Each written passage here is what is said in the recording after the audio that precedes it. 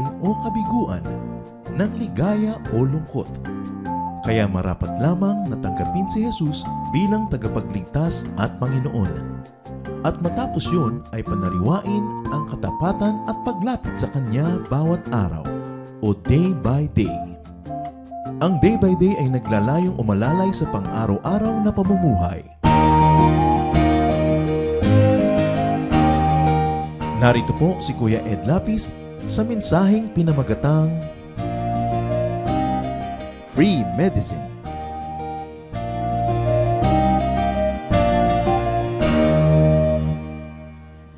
Marami mga complaints ngayon ng mga pasyente, high cost of medicines. Pero merong free medicine na pwedeng ma-enjoy ng mga tao, lalong-lalo ng mga anak ng Diyos. Yan ang pamagat ng ating pag-aaral ngayon, free medicine. Noon, salamat po dahil kayo ay maibigin sa amin at meron kayong ibinibigay na mga paraan para kami ay sumaya, lumusog, umaya sa aming buhay. Dalangin namin, makita namin ang lahat ng ito.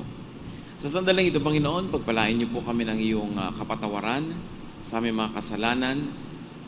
Patibayan niyo po ang aming loob, palakasin ang aming mga katawan at nawa ang iyong pagpapala sumagana sa aming buhay.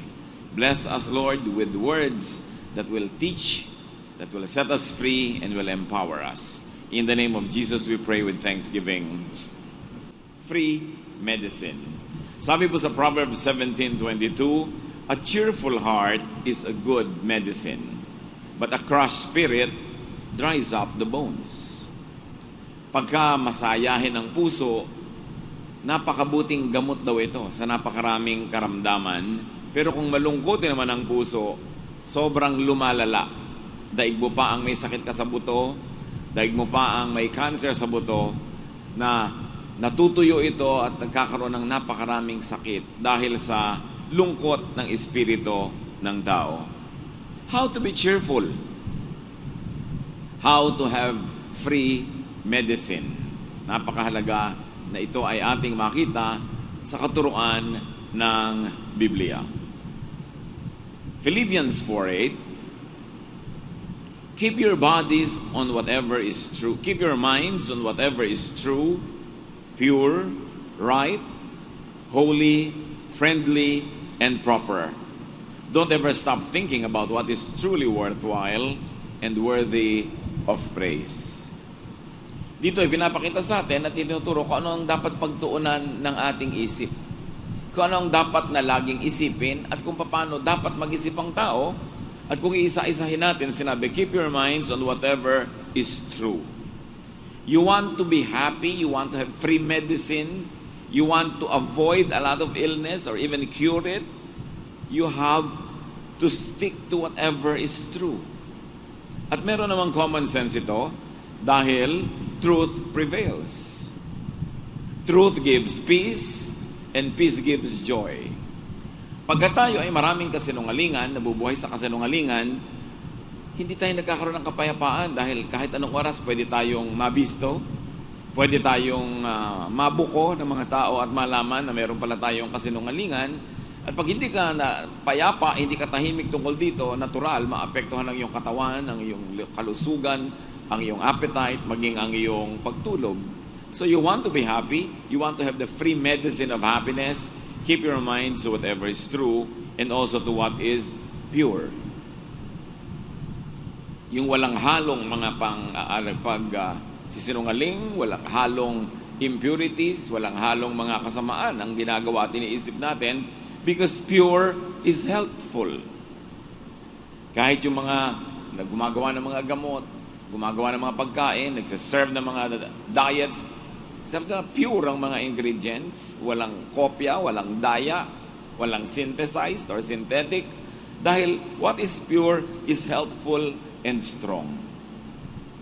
So dapat pure ang motives mo pag nakikihalo ka sa mga tao, pag mayroon ka inaalok, may tinitinda, pure ang iyong kalooban, walang halong deceit, walang deception, mas madali kang sumaya nun. Kasi kahit yung mga tao na sobrang nasasanay sa pangloloko ng kapwa, kahit mukhang masaya sila at hindi nila iniinda, there is a certain part of them that is sick. That is a certain part of them that dies whenever they are deceitful and they are impure Because we were created by God to be truthful and to be pure. And when you are moved against the design of your being created by God, you make things go wrong. You keep your mind on whatever is right. Stick to what is right. Why? Because what is right gives peace internally and externally. Pag tama ang iyong iniisip, lalo tama ang iyong ginagawa, tahimik ang iyong loob. Wala kang guilt feelings, wala kang fear of being found out, wala kang fear of retaliation kasi tama ang iyong ginagawa.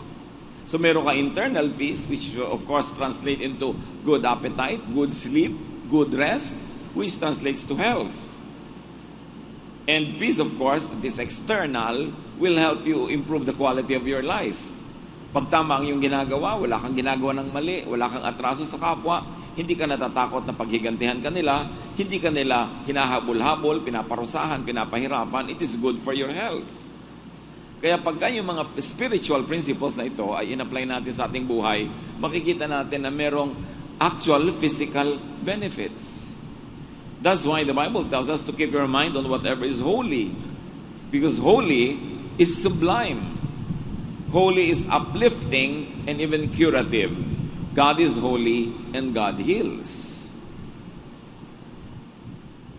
Yung ating iniisip, pinofocus natin on what is holy, what is righteous, what is godly.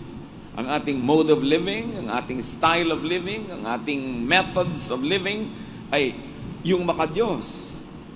Kahit wala ka ng ibang gawang paraan na conscious effort para lulusog ka pagka holy ang iyong pamamaraan. Because God is God of health and wellness.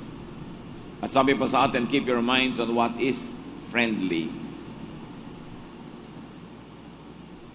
Ano ba? Ang expression ba ng iyong mukha? Friendly or hostile? Ang pagkukorte mo ba ng salita ay friendly or unfriendly? Ang pakikitungo mo ba sa iyong kasambahay, sa iyong kapitbahay, kabanggagawa ay friendly or unfriendly? Why will friendliness make you healthy? Why will it give you free medicine? Because what is friendly is easy, is happy, and beneficial. Mas madali na makipagkaibigan kaysa makipag-away. Mas madali yung feeling na wala kang kagalit kaysa may kagalit ka. Less defensive, less offensive ka when you are friendly. It will translate into health, into actual physical benefits. Kaya dapat natin analyze, and friendly ba ako? Friendly ba yung style ko? Friendly ba yung pamamaraan ko ng pakikitungo sa tao? At ang bunga ba ng aking friendliness ay nakikita ko sa aking buhay? At dagdag pa, we should keep our minds on whatever is proper. Yung tama, yung tugma sa sitwasyon, yung katanggap-tanggap, yung kaibig-ibig. Proper ba? Proper ba na manghiya ka ng tao? Proper ba na sumingit ka sa usapan ng may usapan? Proper ba na pupunta ka sa bahay na hindi ka ni-invite? Dapat proper ang ginagawa natin, lalo ng mga anak ng Diyos. Everything in its correct place. Because if you're not in your correct place is empty and you're occupying another wrong place for you. Proper is secure. When you move properly, when you behave properly, you are secure because you know that you will not be corrected by anybody, that you're not going to be rejected because you are proper. Proper is safe. And when you feel secure and safe, your body will be healthier. You will be less nervous, less worrisome, less afraid. Kaya ang sinabi ng ating binasa, don't ever stop thinking about what is truly worthwhile and what is worthy of praise. Ano ang mga pinag-iisip-isip natin? Sabi, ang isipin nyo lang yung bagay isipin. What is worth your time? What is worth your emotional investment? Worthwhile ba na isipin ngayon pa lang kung paano ka mamamatay? Sa palagay mo, makakabuti sa katawan mo, sa emosyon mo na isipin yung kamatayan lagi? Worthwhile ba na mag-alala ng mag-alala? Magselos ng magselos? Mainggit? Anong ginagawa nun sa ating katawan? Pag nagagalit ka, nagsiselos, naiinggit, bumibilis ang iyong heartbeat, pulse rate. which is not good for you. Tumataas ang iyong blood pressure, yung sikmura mo parang nilalamukos na humihigpit, hindi ka makapatunaw ng kinakain. Kaya sabi, do not stop thinking about what is truly worthwhile. Pag meron tayong iniisip, ang itatanong mo agad, is it worth it to be thinking about these things? Hindi ba sayang ang oras ko na isipin yung mga bagay na hindi ko naman kayang kontrolin? Mag-isip ng masasama laban sa kapwa, mag-isip kung paano ako makakalamang, kung paano ako makakagawa ng mali. Sabi, is it worthwhile? Ilang taon ang buhay ng tao? Iba-iba, pero merong range na talagang from this year to that year lang. Halimbawa, from 1 or 0.01 up to what? 110, 115? Ilang buwan, ilang linggo, ilang araw, ilang oras, ilang minuto, ilang segundo ang buhay ng tao. At pag kinumpute nyo na malalaman nyo, it is really very limited. Tapos uubusin mo pa sa hindi naman masarap isipin, hindi magandang bagay, walang kwentang pag-isipan. Sabi, think only of that which is worthy of praise. When you think of people, what do you think of them? What do you think about them? Do you think about things that are worthy of praise? O yung worthy of complaint and criticism? Pag nasa isang lugar ka, do you find something to praise God for? Pag may tao kang gustong isipin, do you think of the qualities of that person that's worth praising? Sabi, think of what is worthy of praise. Because when you praise, you are doing your body, you are doing your emotion, you're doing your spirit some good. Because we were created to praise. Especially to praise God. Kaya pag tayo may pinupuri, isipin nyo, imagine ninyo, pag may pinupuri kayo, lalo mga mahal nyo sa buhay, pinupuri nyo sa iba, you feel good. Ang talino ng anak ko, ang bait ng asawa ko, you feel good. Because praising makes you feel good. Pero pag tayo namimintas, nagre-reklamo, actually, there is a certain part of you that is hurt and hurting. In fact, only hurting people can be so fond of criticizing. So have cheerful thoughts. Maghanap ng maipagpapasalamat, maghanap ng mapupuri, maghanap ng ikakasaya kaysa maipipintas at maikalulungkot. Have cheerful thoughts, not negative thoughts. Ang utak natin, pag nilalagyan mo ng negative thoughts, nagmumukhang basurahan. Kasi negative ang laman, marumi ang laman, pangit ang laman. It will affect you. Therefore, think positive. Yung 2 words na yan, na napaka-common na sa napakaraming mga tao lagi sasabihin, think positive. Totoo kasi yan. Focus on the good. Focus on the positive. Pag may nangyayari sa ating buhay, focus on the good and the positive. Kahit na yung plano nyo hindi natuloy, kahit na parang may sa biglang tingin hindi maganda, hanapan nyo agad ng good and positive. Mababawasan tuloy yung effect na negative sa inyong buhay at pwede nyo pambaligtarin at maging positive. Focus on the happy, not on the sad. Focus on the hopeful, not on that which is forlorn and hopeless. Because what you focus on focuses back on you. Ang tinititigan nyo ay tumititig din sa inyo. Ang nilalapitan nyo ay lumalapit din sa inyo. At ang laging sinasabi, ang totoo nun ay inaakit natin na lumapit sa atin. Minsan, merong isang nagtanong sa akin, isang Christian worker, pastor. Sabi niya, kahit na lang saan kami mapuntang mission, kahit na lang anong church ang hawakan namin, paulit-ulit ang problema namin sa mga tao. Ang kukuripot, ayaw mag-offering, ayaw mag-tithe, laging kulang ang pera. Tapos laging pasaway ang mga tao, laging may gulo, laging nangiintriga, laging mahirap disiplinahin, laging may human problems. At tinanong ko siya, ano bang ginagawa nyo ng misis mo tungkol sa mga problemang ito?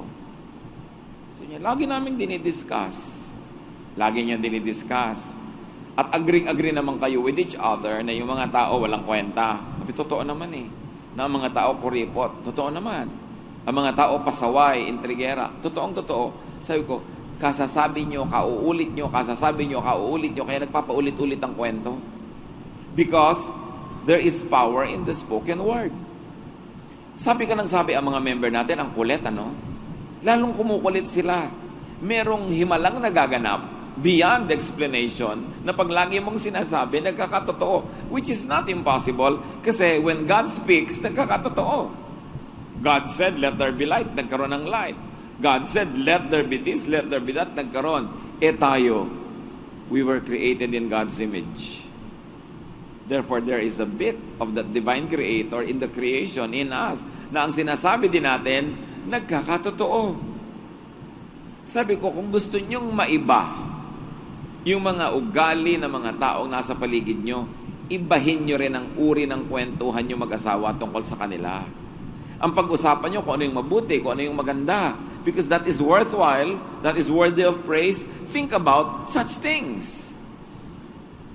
Because mind over matter. Di ba? Sinabi, when you believe, it will happen. But our words are statements of belief. They are statements of faith.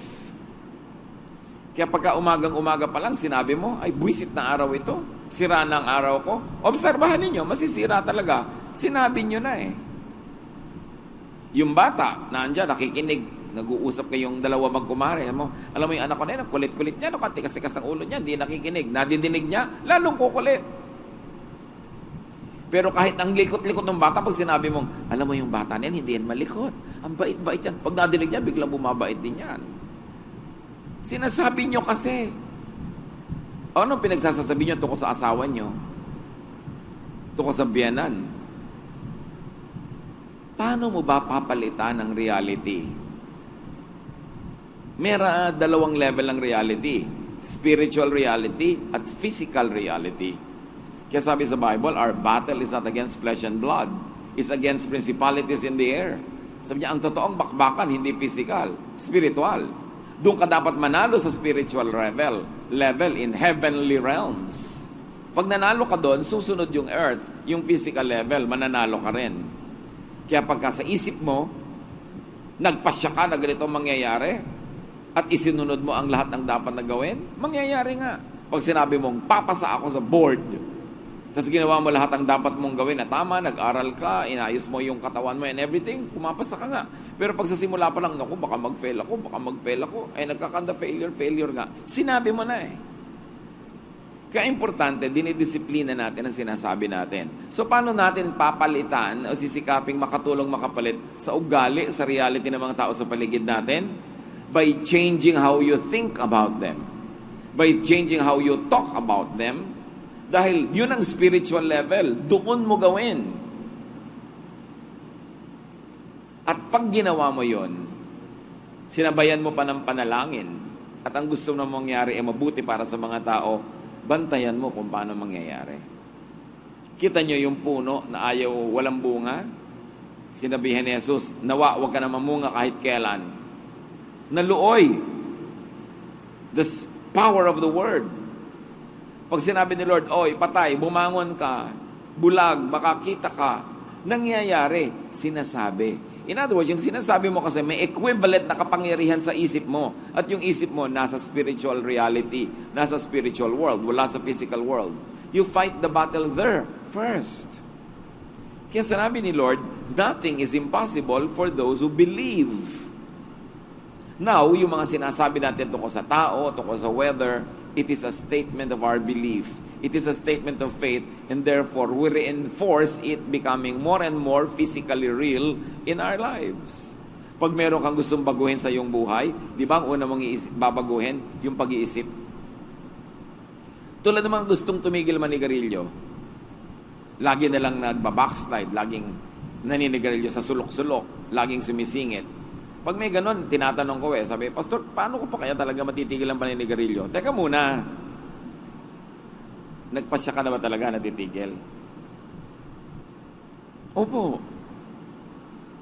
Bakit may baon-baon kang sigarilyo? Kasi baka hindi ko po matiis. Hindi ka pa nagpapasya. May baon ka, kaya lagi ang laman ng isip mo, hindi ko to makakaya, kaya ako may provision, Therefore, hindi nga kakayanin ng katawan mo dahil sa isip mo pa lang, ipinatalo mo na eh. May baon-baon ka na eh. Doon pa lang, nagplano ka ng matalo. Kaya matatalo ka. Kaya ang sinasabi sa Scripture, make no provision for the flesh. Decide. Pag decided ka, walang mangyayaring kabaligtaran ng napagpasyahan mo na sa loob ng iyong isip. Decision pa lang yon. Hindi pa yun yung tinatawag na faith. That's why faith works. If it doesn't work, ibig sabihin walang faith. Pag meron kang malaking project, ang laki ng gastos, ang laki ng hirap, pero naniniwala ka magagawa yon, mangyayari yon. Pero kahit madali, pag sa isip mo pa lang sinabi mo, ay mahirap yata yan, di yan mangyayari. Talagang hindi mangyayari. At yan ang dapat madisiplina ang mga anak ng Diyos. Kung paano papaandarin ang lahat ng katotohanan in a spiritual level at thought level. So it's important, tulad ng sinabi natin, to have cheerful thoughts. Sa isip pa lang, kontrolin mo na. Kasi imagine niyo, nasa isip pa lang yon. Wala pang korte, wala pang kulay, wala pang length and width. Nasa isip pa lang. Pag pinalabas mo na yon sa isip mo, magiging reality na yon. Halimbawa, architect ka, nagdo-drawing ka pa lang ng bahay, nasa isip pa lang. Pwede mo pang palitan ng poste, pwede mong palitan ng load, pwede mong palitan ng design. Pero oras na ginagawa na ng mga karpentero, ng mga mason, paano mo papapalitan? Malaking hirap palitan. Kaya dapat pinapalitan mo at the realm of thought sa planning stage. Kasi very powerful ka pa in control pag nasa thought pa. Pero oras na ginawa mo na, mahirap na. Sa halimbawa, sinabi mo, sasampalin ko yung kumari na yan pag nakita ko. Nasa thought pa. So, pwede mo pang sabihin, hindi, wag mo sampalin. Pero subukan mong sampalin na ngayon. Sige, tumayo ka, sampalin mo na ngayon. Paano mo pa babawi kung nagawa mo na? Kaya dapat ang pagbawi, ang pagkontrol, ang pag-shape in the realm of thought. Dun ang disiplina. Kaya sabi, our battle is not against flesh and blood. It's against principalities and spirits in the air, in heavenly realms. That's where the battle should be won. And if you want to have the free medicine of happiness, control your mind so that you think happy. Focus on the good and the positive, on the happy, on the hopeful. As we have said, what you focus on, focuses back on you. And make friends. Yan ang free medicine. Friends divide our sorrow and multiply our joy. Make friend instead of enemies. Mahirap mag-invest sa friendship. Pero mahirap din mag-invest sa enemies. Ang hirap gumawa ng kaaway, mas nakakapagod, mas magastos, mas delikado, mas negative. So, meron ka rin lang isang oras ngayong oras na to, bakit di ka lang gumawa ng kaibigan kaysa gumawa ng kaaway? Mga wrong decisions sa mga tao na dideceive tayo into making wrong choices on how to misuse our time, our talent, and our treasure. And very importantly, keep friends, especially old ones. Kailangan ng mga kaibigan natin huwag nawawala sa ating buhay. Keep your friends. Especially old ones. You cannot make old friends. You can only make new friends. Yung ang tagal nyo na magkaibigan, mag-aaway pa kayo sa walang kakwenta-kwentang bagay. Sayang naman lahat ng oras na ininvest nyo sa isa't isa. Sayang ang emotional investment, time investment, financial investment. Matapos 10-15 years kayo magkaibigan, mag-aaway pa kayo. Makakagawa ka pa ba ng kaibigan mo na 15 years mo ng kaibigan kung ngayon mo palang sisimulan? No, you cannot make old friends. You can only, and you should only, keep them. Maling-mali na makipag-away sa mga dati ng kaibigan. Kasi marami ka ng taya doon, marami ka ng itinanim, tapos sasayangin mo lahat yon, magsisimula ka uli. And very especially, avoid making enemies when young. Pag bata pa kayo, iwasan yung gumawa ng mga away, magkaroon ng mga atraso, iwasan yung makagawa ng masama sa tao. Bakit? Mahaba pa ang buhay nyo. Marami pa siyang chance na gantihan kayo. Kaya mas bata ka, mas dapat hindi ka gumawa ng kaaway. And also, avoid making enemies with the young. Kasi yung mga bata, mahaba pa rin ang buhay niyan. Marami pa silang chance na gumanti uli sa'yo. Meron ba kayo na hanggang ngayon ay masama loob nyo, galit kayo sa kanya, pero ang tagal na niyang ginawa yung mali nung bata pa kayo? Kita nyo? Dapat di kayo ginawa ng mali nung bata kayo kasi ang haba pa ng panahon na dadali nyo yun. At kung magkakaroon ka pa ng chance kumisan at masama ang takbo ng utak mo, baka gaganti ka pa. Maling-mali na makipag-away sa bata o mang-away habang bata ka pa. At lalo namang mali na mang-away kung matanda ka na. Matanda ka na nga, konti na lang oras mo sa mundo, mga away ka pa.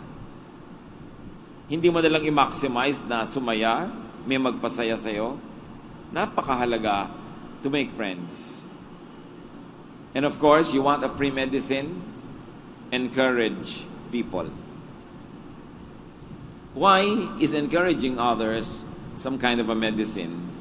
Because you get healthier when you encourage good enterprise. Not to mention that you might even be rewarded. Pagka merong nagsisimula ng karir, encourage nyo. Dahil alam nga naman magalit siya, dahil encourage nyo. Pagka merong gusto magsimula ng negosyo, encourage nyo. Kung lumago yung negosyo, malay mo naman, pati ikaw ay mabiyayaan dahil lumago siya.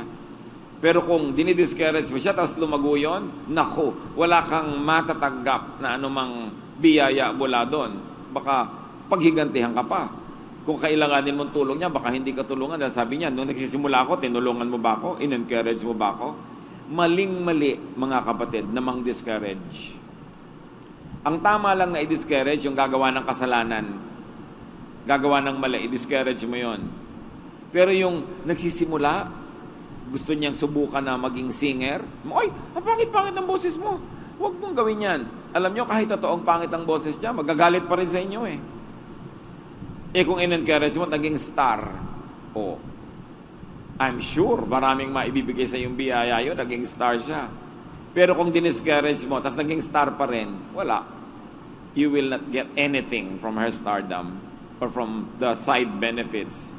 Be an encourager if you want to be happy in life. Pag may nagsisimula ng negosyo, sino ba talaga sa atin ang nakakaalam kung anong negosyo, magkiklik at hindi? Nobody knows. Because if we really know, then dapat nagnegosyo na nung lalago at yung giyamanan ng lahat. So, ba't ka mang-discourage ng mga negosyo? Sabihin, naku, baka walang kwenta yan, baka hindi ka kumita dyan, baka malugi ka dyan, bla bla bla bla bla bla. Paano kung kumita at lumaki yung negosyo? Ikaw ang naiwan. Kasi hindi mo rin naman talaga alam kung anong magkiklik eh. You don't know. So, you better be an encourager. Unless yung ginagawa niya talagang negosyo, gusto niyang maging drug pusher, o gusto niya na manloko, siyempre, dapat mo siyang i-discourage. Pero ba't ka magdi-discourage ng anumang bagay na hindi naman morally wrong, meron lang ang risk? You might put some sense into people's heads so they can minimize the risks that they take, but still be an encourager.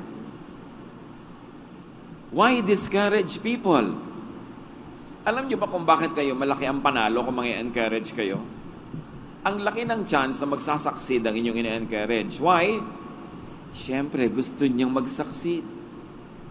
Kahit nga hindi mo encourage, magsasucceed pa rin yun. Katulad ng insurance. Bakit ba panalo yung nagtitinda ng life insurance? Yung pag namatay ka, biglang babayaran ka ng malaki? Bakit sila panalo? Kasi ayaw mo namang mamatay, di ba? Kahit babayaran ka ng malaki, ayaw mong mamatay. Gagawin mo ang lahat para ka mabuhay. Therefore, ikaw mismo ang nag-encourage sa sarili mo na patuloy na mabuhay, panalo yung insurance. Kaya, unless nagkakaroon sila ng corruption or mismanagement, hindi naman sila nalulugi dahil may namatay. Kasi talagang hanggang kaduluduluhan, pipilitin mong buhayin ang sarili mo. Hindi sila ang magme-maintain ng life mo, ikaw. So, ganun din yung ina-encourage mo. Gusto niya magnegosyo, gusto niya magkaroon ng karir, gagawin niya ang lahat para magtagumpay. So, ang laki ng chance na magtatagumpay siya at panalo ka kung nung nagsisimula pa lang siya, encourager ka. You will be remembered well and you will be given a lot of reasons to be happy in return. Pero yung mga nandi-discourage, kahit pa nga yung diniscourage mo ay napabuti dahil din-discourage mo, may sama pa rin ang loob sa'yo yon. Kasi, nasasaktan siya habang dinidiscourage mo, lalo gusto niya ang isang bagay. We were created for good, not for evil. That's why when you encourage, especially a good enterprise, you will feel good, you will actually be healthy because you are moving and performing according to design. Encouraging others could become fruitful investments. Pag may mga kaibigan kayo, mga kamag-anak na gustong magnegosyo, gustong magganito na project, tapos iisimit-isimit ka, sisima-simangot, pinapakita mong hindi ka approve, hindi ka nagagandahan sa ideya. Paano ka nag-succeed? Puwera ka. Mahirap bang mang-encourage? Bakit kailangan kang maging spirit of discouragement? Mas maraming pasalamat sa encouragement. Sabi niya, if there's anything that is worthwhile, think about such things. And another free medicine is, of course, to wish people well. Ang mga tao, imbes na isipin mo na sana wag sila magtagumpay, isipin mo magtagumpay sila. Isipin mo na sumaya sila, lumaki ang project nila, gumanda. Why? So that you don't feel negative when they succeed. Because as we have said, people will do everything to succeed. And if they don't succeed at first, at second try, at third try, they will eventually succeed. Na ikaw who wish them well, will now feel better, will feel happier because they are succeeding. Pero if you don't wish them well, in fact, if you wish them to fail, see, the moment that they begin to be successful and as they become more and more successful, you feel worse and worse. Kaya nga meron daw isang kasabihan ngayon sa Korea, when your neighbor repairs his house, you begin to have ulcers. Korea nang may sabi nun. Ang ibig sabihin lang niya, sobrang materialistic na yung society nila, sobrang inggit-inggit sa mga kapitbahay. Pag may nagpapaganda ng bahay, sumasama ang loob ng iba. Ang tao talaga, nakadestinong umasenso yan. Kahit ilang beses siya magsubok, darating at darating siya doon. Kung ikaw, nakasabay sa kanilang kagustuhan, yung gusto nila mag-succeed, gusto mo rin para sa kanila, habang nagtatagumpay sila, kahit hindi mo tinutulungan, hindi ka napapagod, you will feel better. Your every wish for others also returns to you. Yung ang wish mo, sana mag-fail yung iba. Usually, kung mag-fail, kasi prayer yun, sa'yo bumabalik. Negative words. Kaya sabi ni Jesus sa Matthew 7:12, treat others as you want them to treat you. Gusto mo that they will wish you well? Wish them well.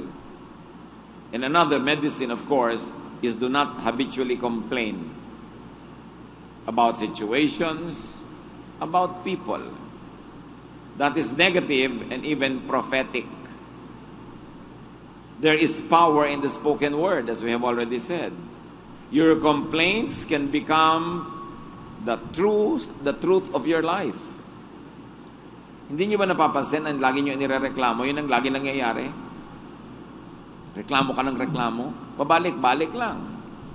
Pag inirereklamo mo na ang kuripot ng kapatid mo, lalong nagkakanda kuripot. Inirereklamo mo na ang higpit-higpit ng boss mo, lalong nagkakanda higpit-higpit. Bakit? Ina-affirm mo in the realm of thought, in the spiritual realm. Ina-affirm mo yung reality na yon, lalong tumitibay. Gusto mo siyang gibain, gusto mo siyang baligtarin, do it in the realm of thought. Baguhin mo muna ang iyong pag-iisip. Stop complaining about people close to you and start praising them. Kung ano man ang lagi niyong reklamo tungkol sa mga kasambahay at malapit sa inyong buhay, baligtarin nyo. Hanapan nyo ng maipupuri sa kanila dahil meron, hindi pwedeng wala. No one is perfect, so no one can even be perfectly wrong. May tama at may tama sa kanila. Pag hinanap nyo yun, yun ang inyong laging binanggit, pinalaki, yun ang lalaki ng lalaki. When you believe, it will happen. And another important medicine, do not habitually gossip. Lason yan. Gossiping is poison. Gossiping betrays an inner sense of inadequacy, discontentment, and happiness.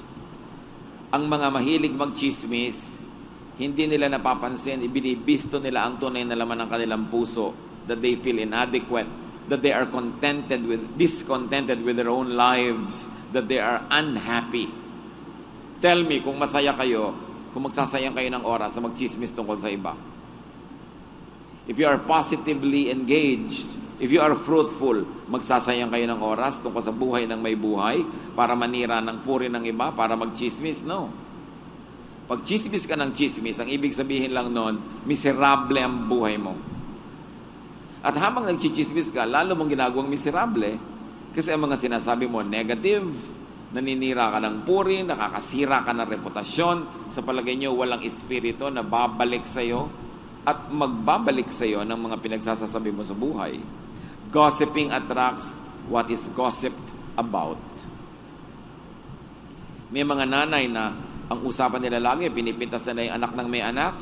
Hindi tumatagal, yung mga pintas na yon lumalabas sa mga sarili nilang anak. Naoobserbahan talaga yan. Yung mga lagi mong ipinipintas sa kapitbahay mo, mamaya ikaw na pala yon, nangyayari na sa buhay mo o sa mga mahal mo sa buhay. Bantayan ang salita. Our lives are shaped by our words. And this is one of the greatest deceptions, not to see it to be so. Ang salita mo ang nagkukorte ng buhay mo. At sabi sa Matthew 12:36-37, I promise that on the day of judgment, everyone will have to account for every careless word they have spoken.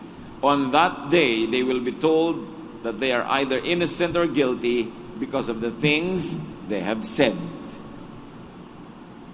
Bantayan ang salita. Ang salita kasi symbol of thought. And thought is what your spirit is. Kaya, nabibisto natin kung ano ang espiritu sa pananalita. Paano mo babaguhin yung espiritu? Baguhin mo yung pananalita. Huwag mo munang intayin na mabago yung espiritu. Ang paano ka papasok sa spiritual world para baguhin yon?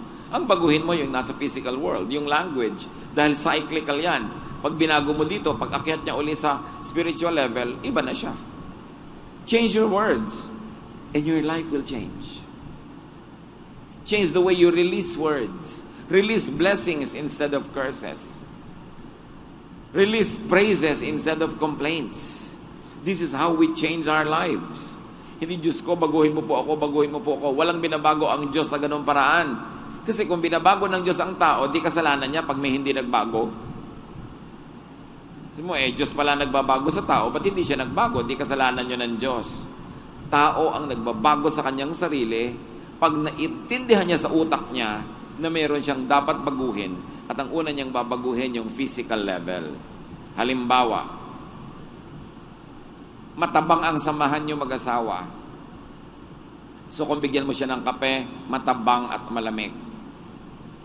Pag natikman ng asawa mo ang matabang at malamig na kape, physical yon magkakaroon siya ng spiritual reaction.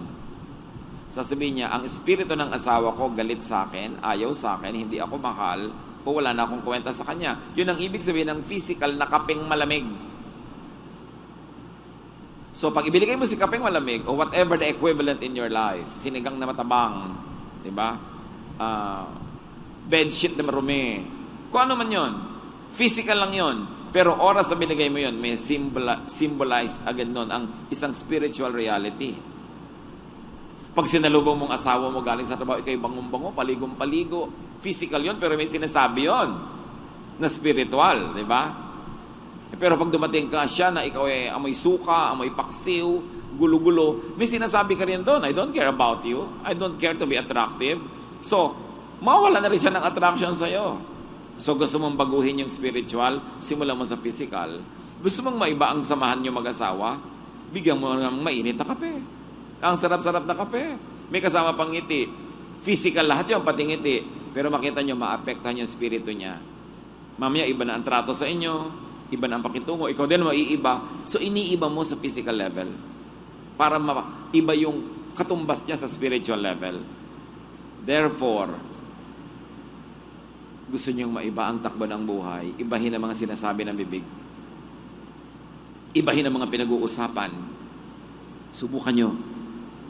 Because it is proven. You want to be happy? Alam namang biglang, tank, naging happy ka? Tamaan ka ng kidlat, magiging happy ka? No. Gagawa ka ng physical ways to be happy. Magsusuot ka halimbawa ng damit na masaya kahit malungkot yung nararamdaman mo. Ang lungkot-lungkot mo na, magsusuot ka pa na ang lungkot-lungkot na kulay. Lalo mong pinalungkot ang sarili mo. So gagawa ka ng something physical. Gusto mong sumaya, gumawa ka ng mga paraan para maging masaya. Manood ka ng halimbawa, isang masayang palabas, kaysa manonood ka ng drama.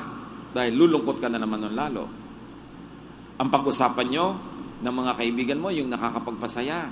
Hindi yung mga sakit mo, yung uric acid mo, hindi yung iyong mga colon cancer, o ang iyong fatty liver, o ang iyong blood pressure, o pag-uusapan yung mga nanay-nanay kung paano hindi kayo ine-entregahan ng mga anak nyo, pag-uusapan nyo kung paano ang mga asawa nyo ay may mga kolasisi.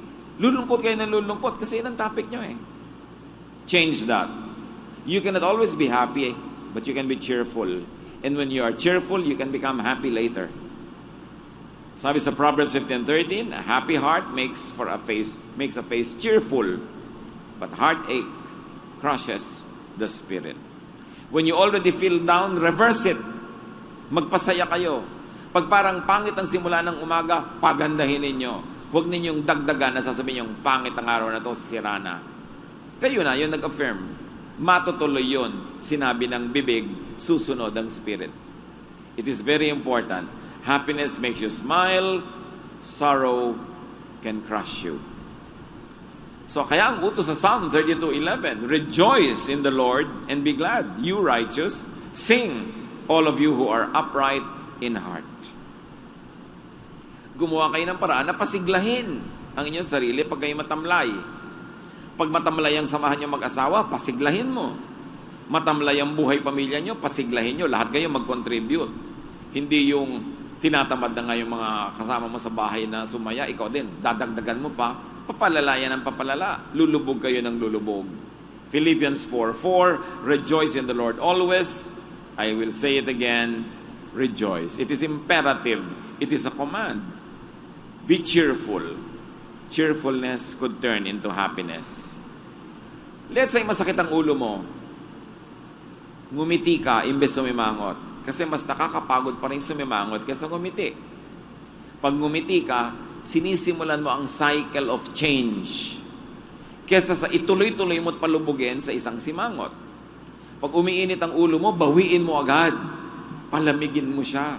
Hindi yung mainit na yung ulo mo, naghahanap ka pa ng maikakainit lalo. Ganun na mainit ang ulo eh.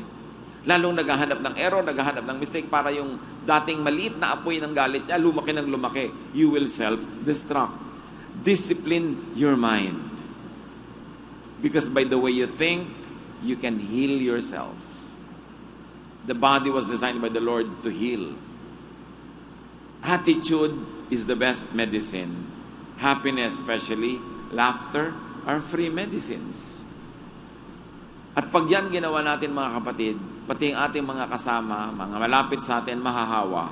Nakakahawa ang lungkot. Nakakahawa rin ang saya. Maghahawa na rin lang kayo yung positive na. You walk into a room and brighten it with your cheerfulness. Pagka may nagsasalita, ang gulo-gulo ng audience, nasa audience kayo, kayo'y maging tahimik. Contribute something positive para kopyahin kayo ng mga katabi nyo. Hindi contribute something negative.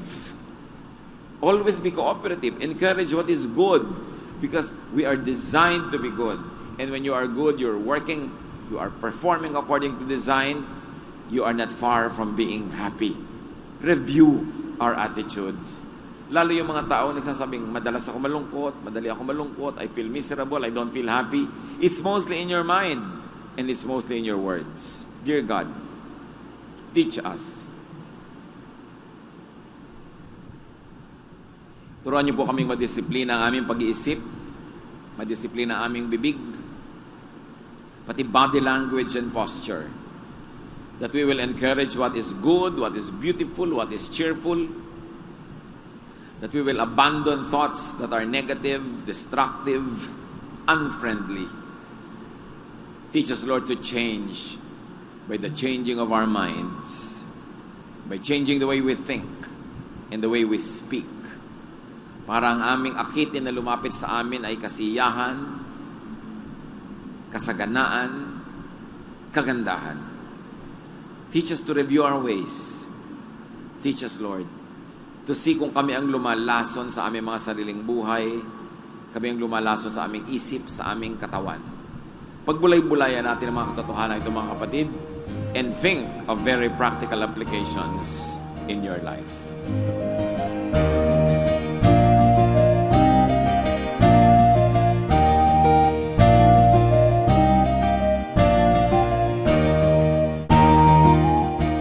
Ang katatapos pong mensahe ni Kuya Ed Lapiz ay pinamagatang Free Medicine.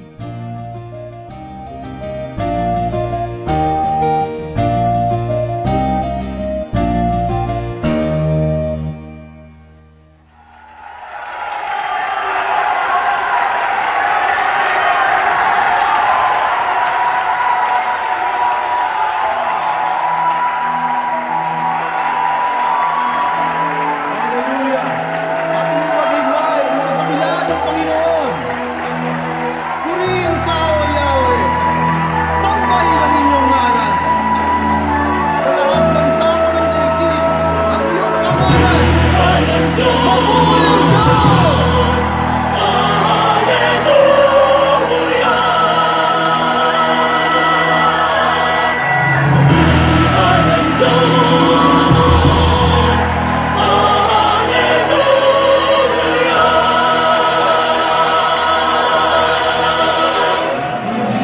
Hallelujah! Mabuhay ka, O Yahweh!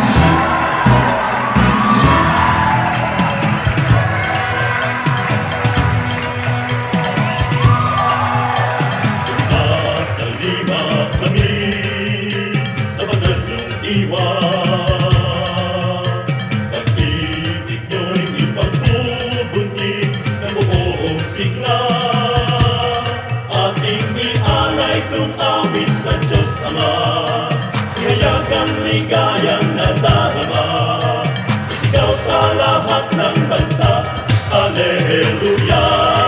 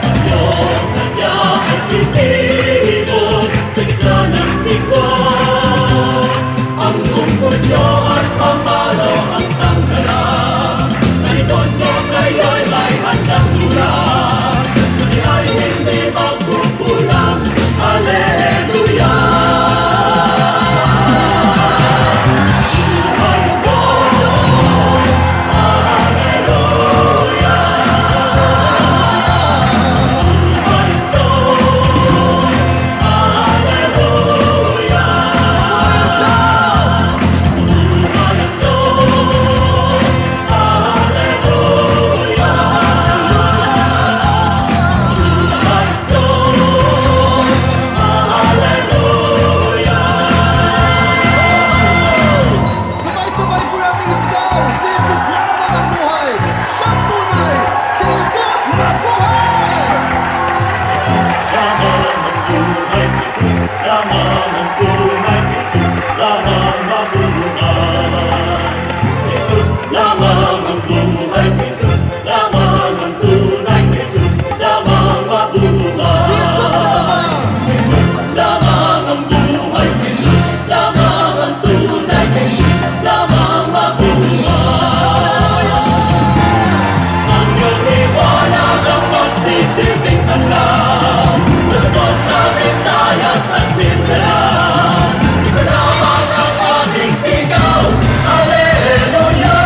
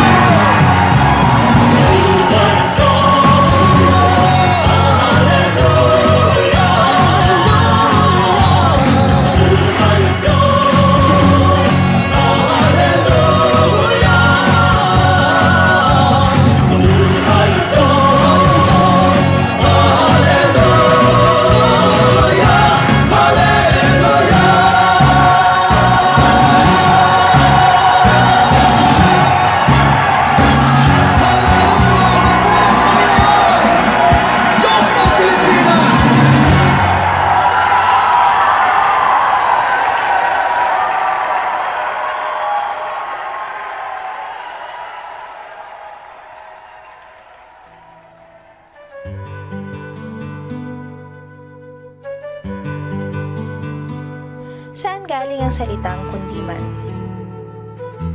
Yung kundiman naging generic name para sa mga isang uri ng musikang Pilipino na usually yan ay hinuhugot talaga sa kaluluwa yung tunog at talagang matatouch ka. Halimbawa, ang bayan ko is a form of kundiman. Pag kami kundiman kasi napapaiyak kayo, kinakanta mo pa lang kasi talagang galing sa kaluluwa mo yung musicality. Ngayon, yung kundiman na yan ay isa sa mga phrases na laging inuulit ng mga nanghaharana ng araw. Sinasabi lang, kundi man ako karapat dapat ibigin, kundi man ako magandang lalaki, kundi man ako mayaman, ay tapunan mo man lang at palimusan ng kahit konting pagtingin. So yung pagsasabi ng kundi man ay isang pagpapahayag ng ating kababaang loob. Hindi tayo presumptuous, we're always self-effacing. At nadidinig ng mga pare sa kanilang mga konbento yung mga word na phrase na kundiman na laging inaawit ng mga Pilipino. Kaya ang tawag nila, ano ba yung kundiman na yan? Arestuhin ang iingay-ingay yung nagkukundiman. So naging tawag na yun sa uri ng isang katutubong musika natin.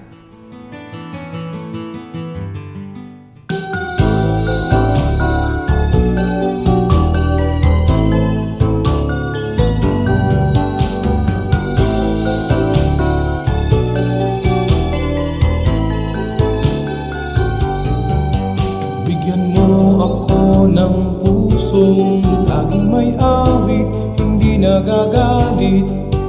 At ituro mo sa aking buhay paano umibig sa aking kaaway. Kahinahunan, kahinahunan, kahinahunan yung ibigay.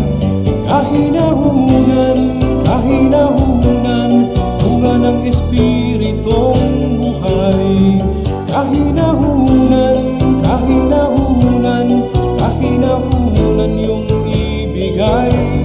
Kahinahunan, kahinahunan, bunga ng espiritong buhay.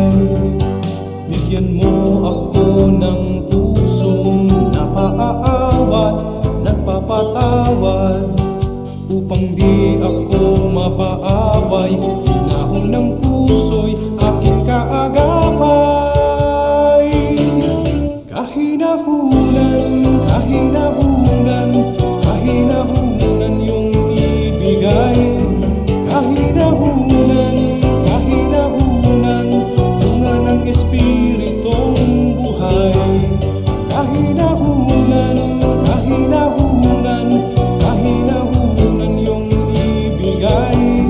Kahinahunan, kahinahunan, bunga ng espiritong buhay. Kahinahunan,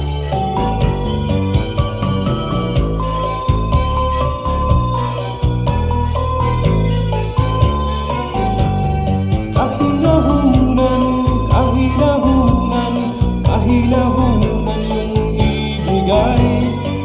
Kahinahunan, kahinahunan, bunga ng espiritong buhay. Kahinahunan, kahinahunan, kahinahunan yung ibigay. Kahinahunan, kahinahunan, bunga ng espiritong buhay. Kahinahunan, kahinahunan, kahinahunan yung ibigay. Kahinahunan, kahinahunan, bunga ng espiritong buhay. Bunga ng espiritong buhay. Bunga ng espiritong buhay. Bunga ng espiritong buhay.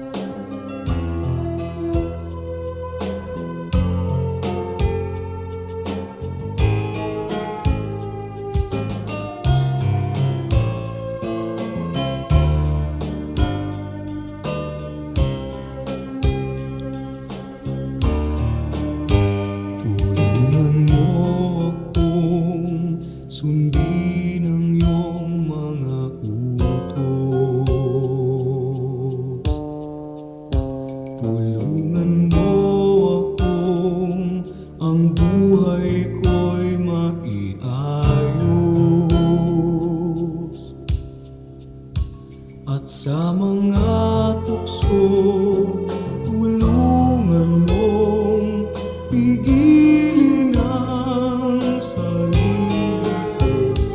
Tulungan mo akong maging tapat sa'yo. Pagpipigil sa sarili, pagpipigil sa sarili, kung nalulungkot at nalulumbay, magtiis at maghintay. Pagpipigil sa sarili, pagpipigil sa sarili,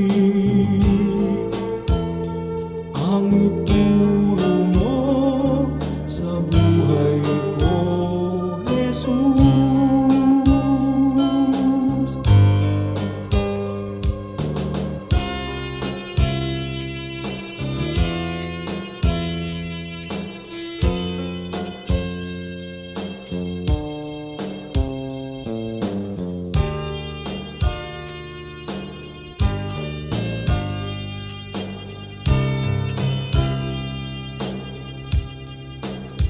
At sa mga tukso'y tulungan mong pigilin ang sarili ko.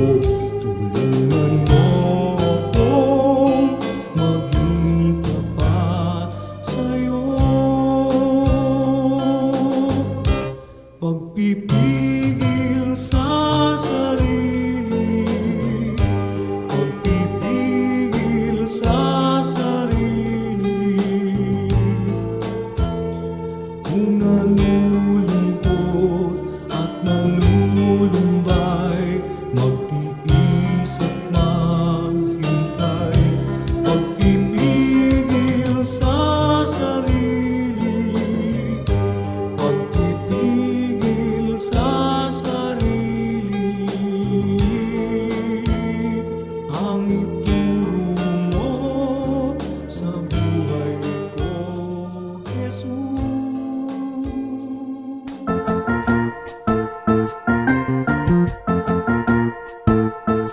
Oras na po para pansamantalang magpaalam ang programang Day by Day.